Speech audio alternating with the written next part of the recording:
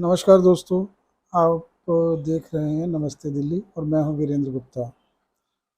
मोदी सरकार के 9 साल पूरे हो चुके हैं और 10वें साल में प्रवेश कर रही है। अब 2024 का जो चुनाव है बिल्कुल नज़दीक है। बहुत कम समय बचा है। तमाम विपक्षी पार्टियां भी पूरा जोर लगा रही हैं 2024 के चुनावों के लिए। उधर बीजेपी को विश्वास है कि वो दोबारा से सत्ता में आएंगी क्योंकि मोदी जी का जादू बरकरार है। लेकिन आज एक सर्वे रिपोर्ट प्रकाशित हुई है जिसने, अगर आज चुनाव होते हैं तो किस पार्टी की क्या पोजीशन रहने वाली है, किस नेता का मुकाबला मोदी जी से है, इसके बारे में कुछ खुलासा किया गया है। तो चलिए जान लेते हैं कि क्या ये रिपोर्ट है। अगर आज इलेक्शन हो जाते हैं तो कौन सा नेता किस धरातल पर खड़ा है, इसकी थोड़ी सी आज जांच पड़ताल करेंगे क्योंकि ये रिपोर्ट पूरे परिप्रेक्ष्य में आई है कि इस समय भारत में राजनीतिक पार्टियों का क्या परिप्रेक्ष्य है। और आज क्योंकि बातें बहुत होती हैं, राहुल गांधी जी ने पीछे भारत जोड़ो यात्रा की, उसका उन्हें लाभ भी मिला है जैसा कि रिपोर्ट बता रही है। इसके अलावा भी कई और नेता हैं जो पूरे दमखम के साथ मैदान में हैं। अरविंद केजरीवाल जी हैं, नीतीश कुमार जी हैं बिहार से, ममता बनर्जी हैं, शरद पवार हैं और केसीआर भी हैं, बहुत सारे नेता हैं। लेकिन वास्तविकता नहीं कह सकते, लेकिन एक ये इंडिकेशन मान सकते हैं इस तरह की रिपोर्ट को। चलिए जान लेते हैं इस रिपोर्ट में क्या खास बात है। CSDS ने एक विस्तृत रिपोर्ट तैयार की है सर्वे के आधार पर। उसमें कुछ उसने निष्कर्ष निकाले हैं, इसके ऊपर थोड़ा डिस्कस कर लेते हैं। अगर आज इलेक्शन हो जाते हैं तो रिपोर्ट ये बता रही है कि मोदी जी के पक्ष में, मोदी सरकार के पक्ष में 43% लोगों का विश्वास है। ये 2019 में जो चुनाव हुए थे उससे 1% कम है। राहुल गांधी जी के बारे में बात करते हैं क्योंकि मुख्य प्रतिद्वंदी राहुल गांधी जी को बताया जा रहा है इस रिपोर्ट के आधार पर। उन्होंने अपनी पोजीशन में इजाफा किया है, लोकप्रियता के स्तर में इजाफा किया है। 2019 में जो उनका लोकप्रियता का स्तर था वो 23% था, जो अब 27% हो गया है। और वोट मिलने के लिए देखिए लोकप्रियता भी मायने रखती है। रिपोर्ट इस बात को तो इंडिकेशन दे रही है कि जो मोदी जी की लोकप्रियता है 9 साल के बाद भी बरकरार है। इसमें एक खास बात और आती है कि 55% लोग आंशिक रूप से या पूर्ण रूप से मोदी जी द्वारा किए गए कामों से संतुष्ट हैं। और खास बात इसमें उल्लेखनीय बात यह आ रही है कि 25% लोग जो मोदी जी संवाद करते हैं, जो उनका जरिया है लोगों से मिलने का, चाहे मन की बात के माध्यम से हो या अन्य किसी माध्यम से हो, तो 25% लोग इससे बहुत ज़्यादा प्रभावित हैं क्योंकि उनके जो प्रोग्राम है लोगों को सीधा दिल पर महसूस होते हैं और वो उनका दिल से समर्थन करते हैं। और खास बात और भी है, 63% लोग मानते हैं कि मोदी जी के नेतृत्व में भारत विश्व की एक शक्ति बन चुका है और वर्ल्ड का लीडर इस समय बना हुआ है। ये एक बहुत बड़ी संख्या है। 54% लोग भारत को विश्व का नेता मानते हैं। 47% लोग मानते हैं कि इस समय जो विकास के कार्य हैं वो बहुत ही हाई लेवल पर हैं।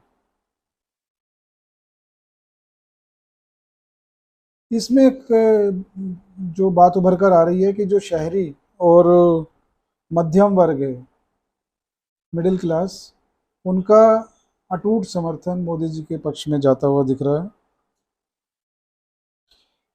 एक इसमें विशेष बात और आ रही है कि 70% लोग बेरोजगारी, गरीबी और महंगाई को आज भी 3 सबसे बड़े मुद्दे मानते हैं। देखिए, विपक्षी पार्टियां कहती रहती है ना कि महंगाई, बेरोजगारी पर बात नहीं करते। देखिए, बात नहीं होती क्योंकि वो लोग करना नहीं चाहते, क्योंकि वो सिर्फ मोदी जी की बुराई में तल्लीन रहते हैं। लेकिन जनता आज भी इन मुद्दों को बहुत बड़ा मानती है और 70% की जो संख्या है ये कम नहीं होती है। और सबसे बड़ा सरप्राइज मैं देने वाला हूँ दोस्तों, कि देखिए, जो मोदी जी कहते हैं फ्री रेवड़ी बांट दी सरकारों ने, ये कर दिया, लेकिन इसकी हकीकत अगर आप जान जाएंगे तो चौंक जाएंगे, ऐसा मेरा मानता है। हिंदुस्तान के आधे से ज़्यादा पॉपुलेशन, आधे से ज़्यादा लोग ये मानते हैं कि गरीबों के लिए फ्री बिजली और फ्री पानी होना चाहिए।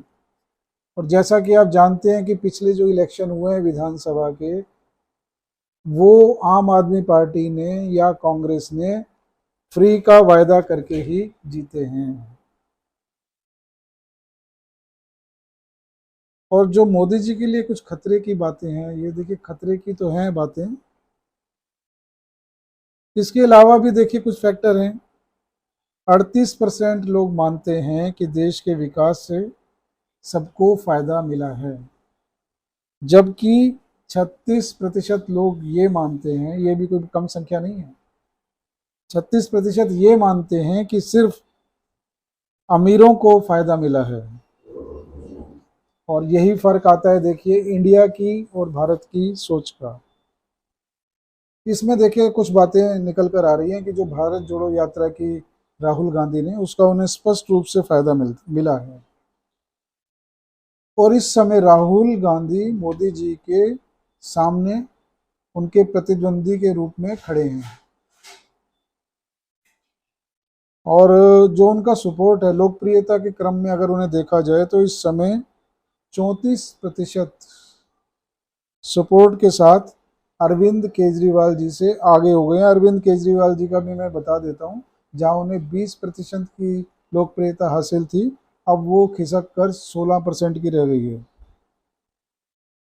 अब इसमें बात करते हैं कि अगर आज चुनाव हो जाते हैं तो किस पार्टी को कितने वोट मिलने वाले हैं। देखिए, अगर आज इलेक्शन होते हैं तो बीजेपी को वोट शेयर जो मिलने वाला है 39%, जो कि 2019 से 2% ज़्यादा है। और कांग्रेस को जो है उल्लेखनीय बात, देखिए फिर से वो बात है कि कांग्रेस क्या क्या इंडिकेशन आ रहा है। कांग्रेस को 29% वोट मिलने का अनुमान है, जो कि 2019 से 10% ज़्यादा है। लेकिन ये 10% आ कहाँ से रहा है? सर्वे में बताया जा रहा है कि ये जो है क्षेत्रीय पार्टियां, जो लोकल रीजनल पार्टियां होती हैं, उनका वोट बट कर कट कर कांग्रेस पार्टी में जा रहा है।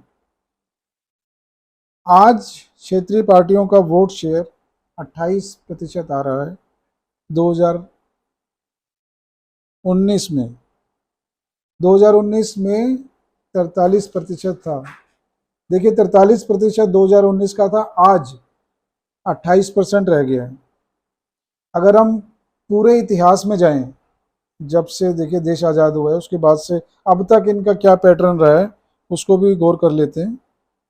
रीजनल पार्टी को 49%, लगभग आधे वोट मिलते रहे हैं, जबकि कांग्रेस और बीजेपी को मिलाकर 51% वोट मिले हैं। अब तक का अगर आप पैटर्न देखें तो लगभग 50-50 का है।